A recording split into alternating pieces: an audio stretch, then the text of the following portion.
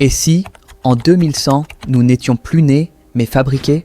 Si nos corps n'étaient plus le fruit du hasard biologique, mais le résultat d'un calcul, d'un algorithme, d'un code génétique modifié à la perfection?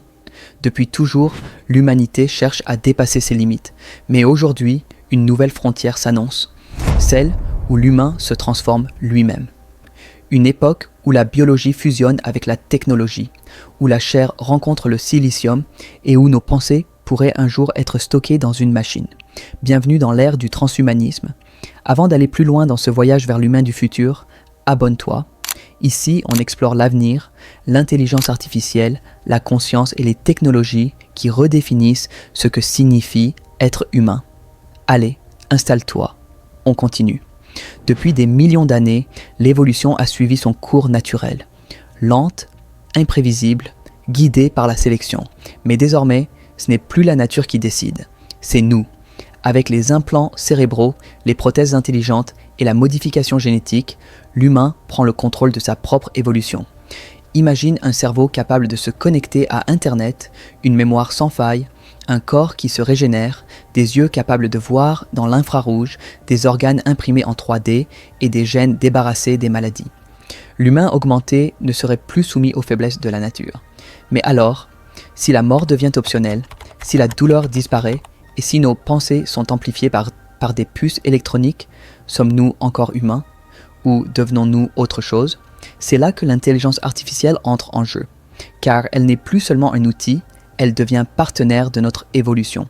Elle apprend à décoder le génome, à prédire les mutations, à concevoir des améliorations.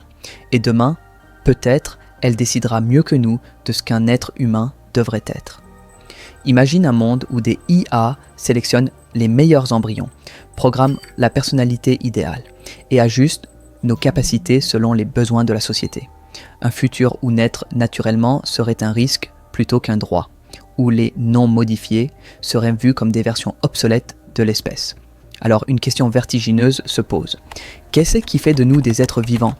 Si nos émotions peuvent être simulées, nos décisions influencées et notre mémoire sauvegardée sur un serveur, quelle différence reste-t-il entre un humain et une machine?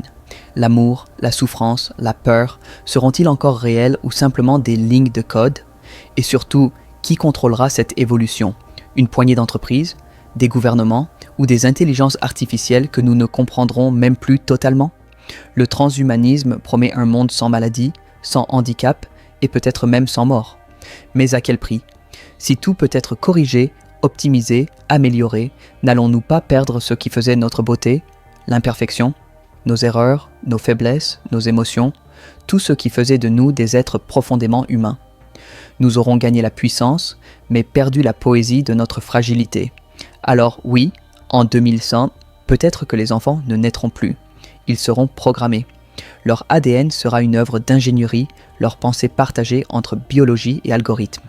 Mais dans ce futur d'humain augmenté, une question demeurera, jusqu'où peut-on s'améliorer sans cesser d'être humain?